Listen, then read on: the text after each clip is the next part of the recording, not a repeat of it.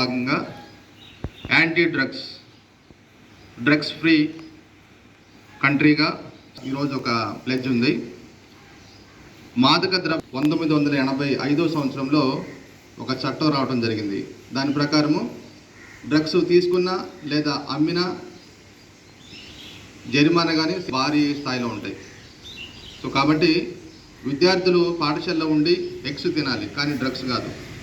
So కాబట్టి మాదక ద్రవ్యాల నిరోధక ప్రతిజ్ఞ 2026 ZPHS నారాయణపురానికి విద్యార్థులందరూ కూడా మీ యొక్క rise your hands in front. Okay, నేను చెప్తున్నటువంటి మాటలను రిపీట్ చేయండి.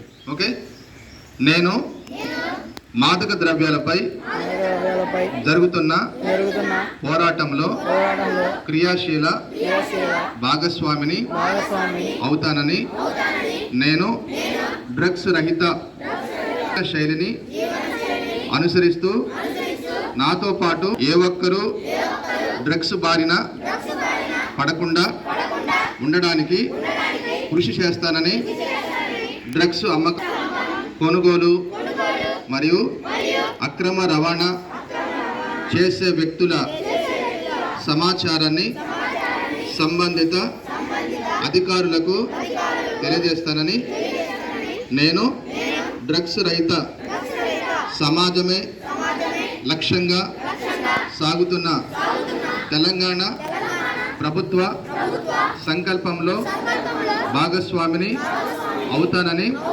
ప్రతిజ్ఞ చేయుచున్నాను. జై తెలంగాణ. Thank you.